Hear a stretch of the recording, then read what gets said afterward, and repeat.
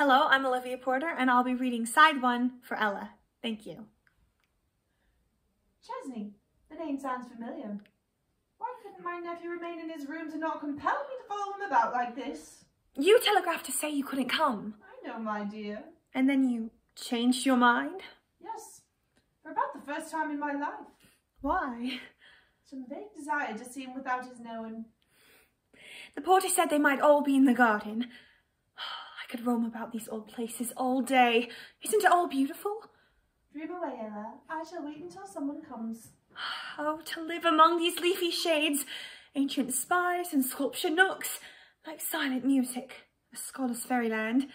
But to one poor sublunary being, not quite so young as she used to be, a little fatiguing. And how lovely it must be by moonlight, where the shadows have no sudden fears, but are only folds in the mantle of sleep, and all is peace. And the silver bells chime to the sentinel angel of the night, who smiles to heaven and whispers back, "All's well, sweet bells, all's well." You fanciful little woman. But what put all of this about angels and so forth into your head today? Oh, I don't know. I think I can trace back all the little byways and slyways of thought that generally lead in one direction.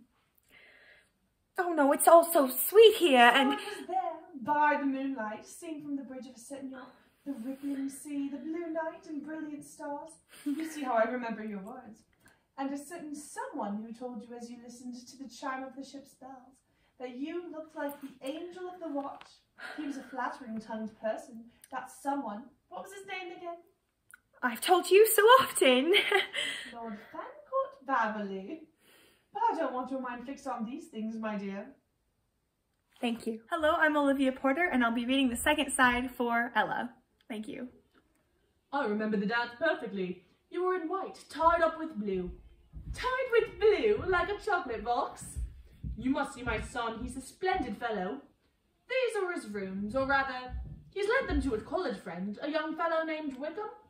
Yes, Wickham, who's entertaining some young ladies, 2 young ladies. And his aunt. His aunt? A lady from Brazil. From Brazil? Yes, Donna Lucia de Alvadores.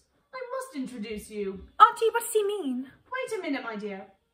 Do I understand you to say that Donna Lucia de Alvadores is here, actually here, in the garden? Or was 5 minutes ago. Do you know her? I've heard of her.